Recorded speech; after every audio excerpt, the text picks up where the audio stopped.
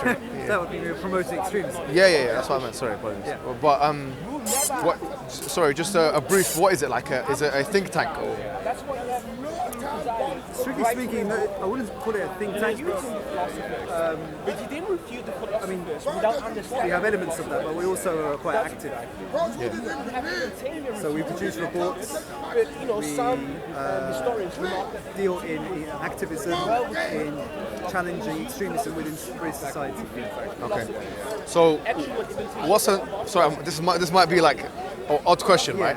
But what is an average day in the office for Adam Deen, for example? What do you do? Oh, right. So, I mean, I'm the executive director. Okay. So you're quite big. Yeah. I have a team, and each team or each department has their own tasks, and I manage them. Yeah. And in my own capacity, I write things and comment on things, and so forth. So what do the teams do? Well, we have the theology department. Okay. So you have people like Osama Hassan in that. Correct. Sheikh Osama Hassan he heads the theology department. Okay.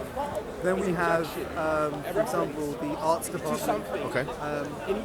Where we have a colleague who actually organises consolidating all our information and data and presenting it through the arts. What do you mean by the arts? Like, for example, theatre. Okay. Artwork, combating extremism. And Right. all that sort of Is it a charity or is it a non-profit organisation? What is it? Well, we're actually a charity in the US. Yeah. Okay. So we're not a profit organisation. So it's not like governed by the Charity Commission. No, we're not a charity. In the US, we're actually open up here. In the US, So is it like a limited company which works with deficits and? limited company. Yeah. Do you want the company number? No.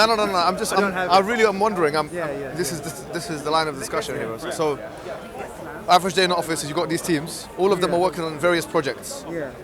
What's the overall aim here? So you're trying to counter extremism. Correct. Yeah. And how do you define extremism? How do I define it? Yeah. Well, Are we talking about violent extremism, people blowing themselves up and non-combatants and stuff like that? yes, Yes. that would be a part of that. Yeah. And how successful? And ideas. Okay. Ideas that lead on to countering. Ideas that would lead on to people committing acts of violence. Okay. Yeah. So what kind of ideas are we talking about? So here we've got like two stated objectives of Qulliam. Yeah. One of them is countering extremism on a physical level, and number two is countering extremist ideas. So they're two separate things, which contribute to the overall project. Okay, so let's start with the first one. So how successful do you think you've been in countering extremism on a physical level? See, because of the nature of the work we're doing, because we're stopping people becoming extremists, it's hard to gauge that, quantify that. But how do you know that? What are your methods of measurement? Because I'm obviously not saying this because I think for whatever reason, but I could say from a trivial point, that the kind of response that we get by members of the public supporting what we're saying. Yeah. I get, for example, people saying, "Well, it's refreshing." Actually, who was Amr ibn As' nephew? The one who conquered? Amr ibn As. Huh? His nephew, I don't know. He conquered whole of North Africa. Come on, very famous guy. And a city is named after him. Okay. Zayd ibn...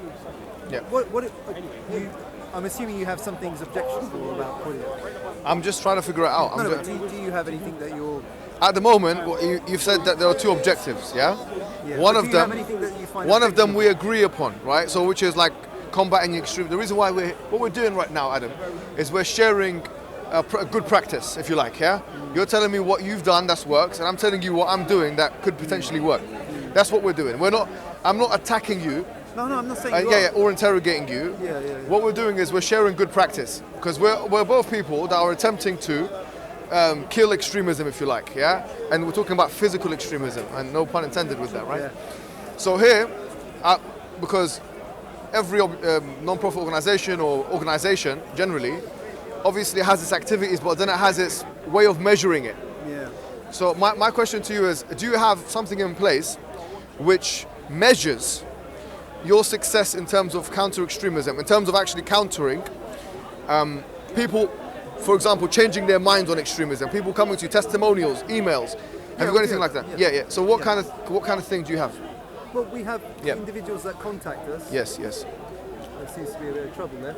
No, don't worry about that. Don't worry about that. So in terms of the response from people, members of the public. Yes, we have individuals contacting us and telling us that the work that we do is help them A, to understand the problem, and B, to not basically think that all Muslims are potential terrorists. Okay, good. We have this happening, right? Sorry to cut you off. I apologize. I feel like your approach is way more, I would say, like in line with mainstream. I don't know, like I've seen Majid Nawaz online on various platforms or whatever. Yes. In my opinion, I haven't really seen much of you, right? Okay. I've seen him. In my opinion, what I've seen is that his tactic, if you like, or his technique, is that he attempts to combat extremism, and probably we're talking about the second definition of extremism here, by using like liberal rhetoric, like liberalism, Enlightenment ideas or post-Enlightenment ideas, right? So he uses, like, for example, the language of moderation, the language of liberalism and these things, in order to combat what he sees as extremism. Now, what I see as an issue with this, I'm not saying it's an issue from his freedom of speech perspective. He's entitled to his own opinion. But from an effective perspective, I don't think it's very effective, in my opinion. Okay. And once again, we have the same first objective, which is to try and stop extremism. Can you give me an example of a particular issue? So what it is that he comes across to the Muslim community, and I'm sure especially Orthodox Muslims, as I'm sure you're aware, he comes across, some people have excommunicated from the main body of Muslims and stuff like that. He comes across as using the wrong tools to solve the problem he wants to solve.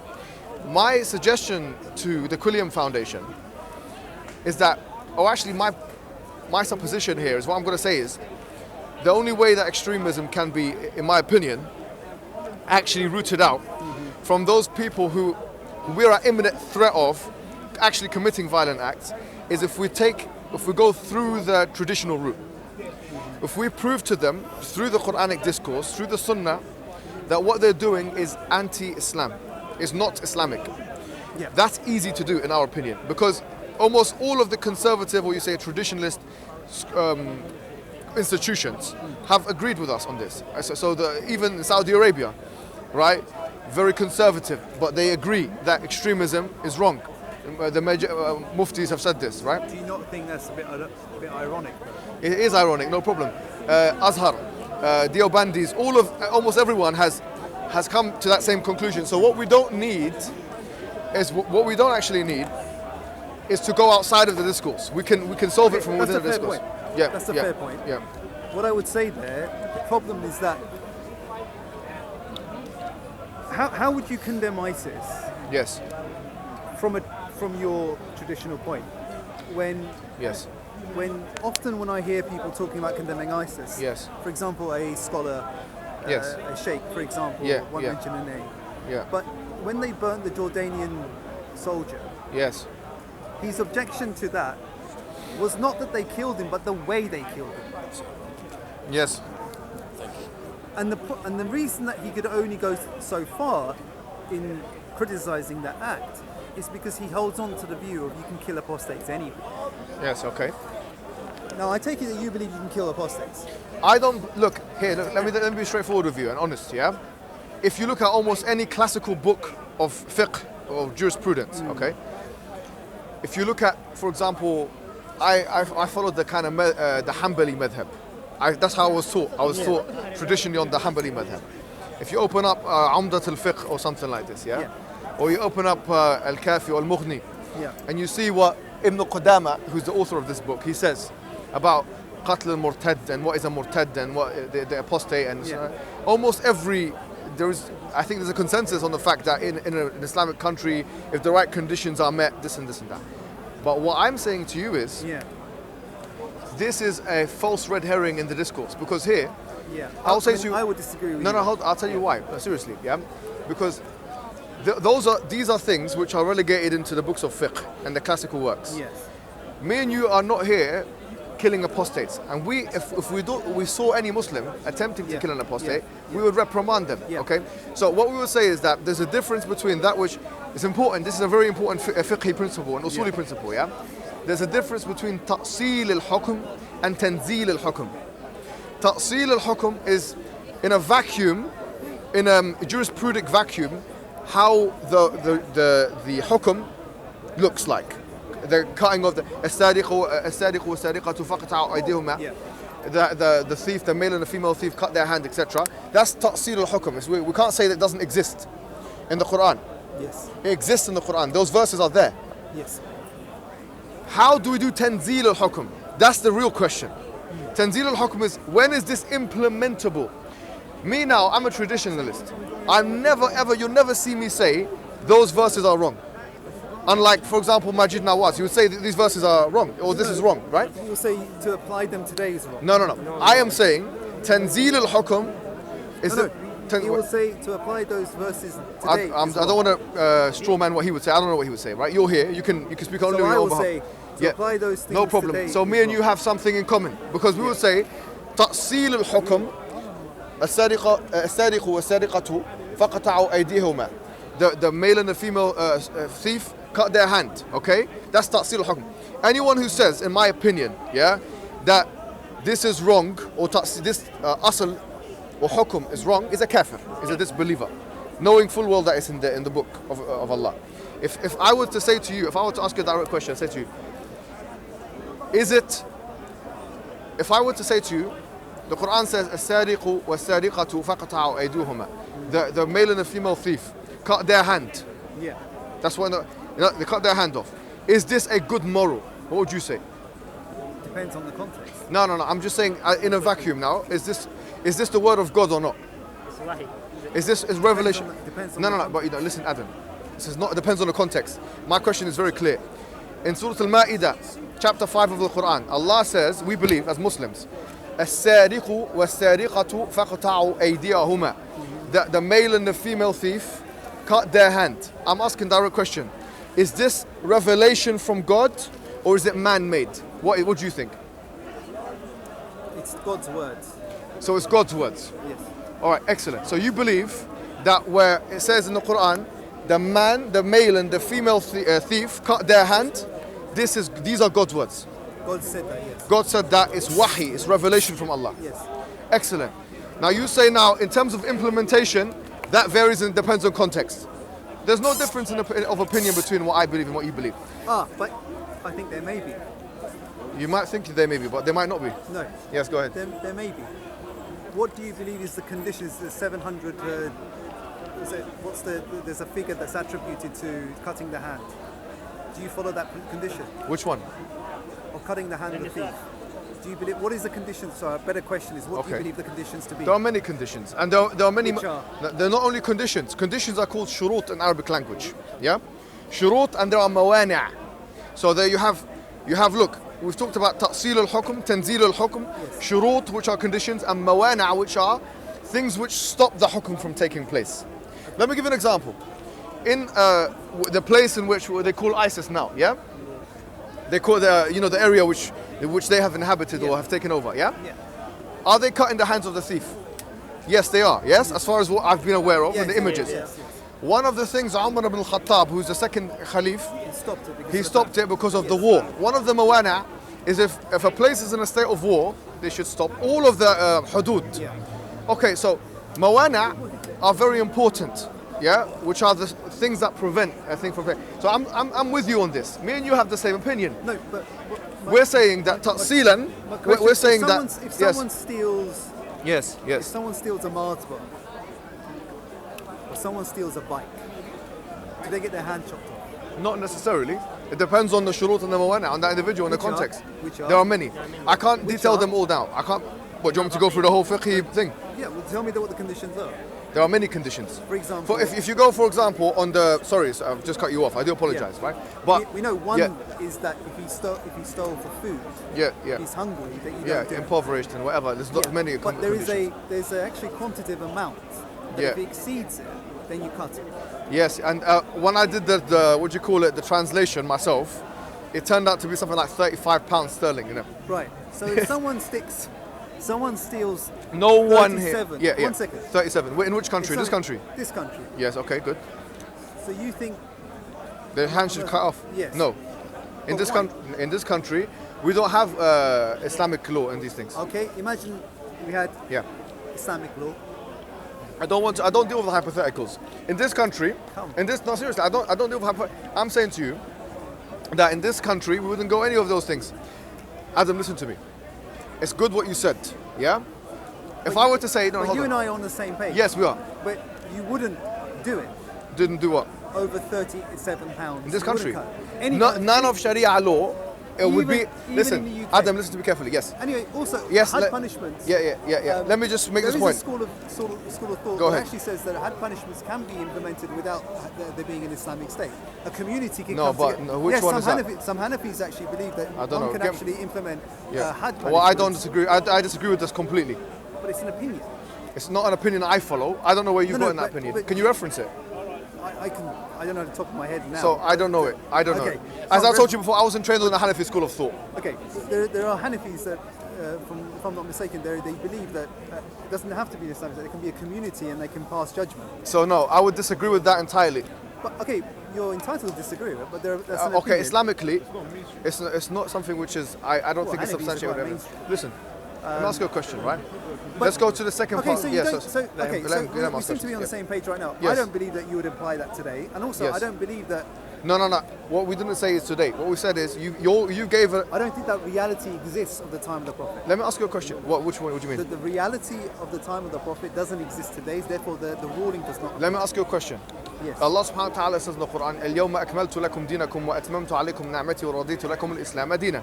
Today I've perfected your religion. I have I've completed my religion, and What's the asbab and nuzul of that? it was in Arafah. It was the last thing that was revealed.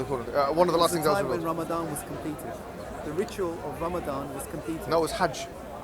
Hajj. It was to do with ritual. Hajj, acts. Hajj. Yeah. Sorry, not Ramadan. Hajj was completed. That's right, yeah. So it's to do with the ritual. It's not to do with rulings on society. But Adam, do you know so, the difference? so do you understand that Go that on, it go was on, let to me do with Hajj? So it's to deal with the ritual aspects of Islam that Allah perfected Okay. and completed. So Adam, right? so go ahead. So when we're talking about, because you know the distinction between. Do you know how that One surah, second. that ayah begins? 1 second. Do you know the difference between muamalat and ibadat? You understand the scholars make a distinction, right? Well, not in all cases, but go ahead. Well, no, it's quite commonly understood that there is a distinction between the Some two. mu'amalat and abadat. Okay, fine. Yeah, Yeah, except so for ibadat, it doesn't have a sort of rational consequence within the world, right? Whereas muamalat does have actually a rational impact on the world. For example, the public good, that we implement certain actions in Sharia for the public good. Whereas ibadat doesn't operate in that rational paradigm. If you like. It's completely there's a distinction there. So in terms of implementing and cutting the hand of the thief, the reason that you don't apply that now and you applied it then because it met the criteria of being just at that time and an effective. Okay, good. Well, hold on. Just, hold on. Let him speak, please, guys. Don't act like that. I don't understand what. No. I don't know why he's acting like that. Everyone has the right to voice. I mean, what you've said. Okay. Here's the thing. When we talk about Islam, the rulings of Islam, there are certain parameters that we have to remember. Yeah. One of the parameters. Are you okay? I'm okay. No, seriously, you need to use the toilet or something. It's over there. Like, Akhi, please. No you problem. can't stand me. Then you You can. don't have to stand here. Yeah, exactly. It's true. Look, come here. Look. Adam, it's fine, yeah? Yeah. What we're saying is not this. Let me ask you a question. Do you believe in democracy? Democracy, yeah. Do you believe in full democracy? I think democracy is brilliant. Do you believe in it as a concept? Yes. Should we live by it? Yes. All right, no problem. Say, for example, we have a country, yeah? Saudi Arabia. And they do a referendum. And they say, look, we want to have a vote on how to deal with people who steal £50 worth of goods. Yeah. Okay, and these are the prohibitions and these are the conditions, whatever. Yeah. You have three options, guys. Option one, we imprison them for X amount of years. Option two, there's a fine. And option three, we cut off their hand. Everyone in that given society says, actually, option three is what we want. Okay. Let's say 80% of people come back with the They referendum. want to do that. Now, obviously in the UK, we probably won't have such a result on that referendum.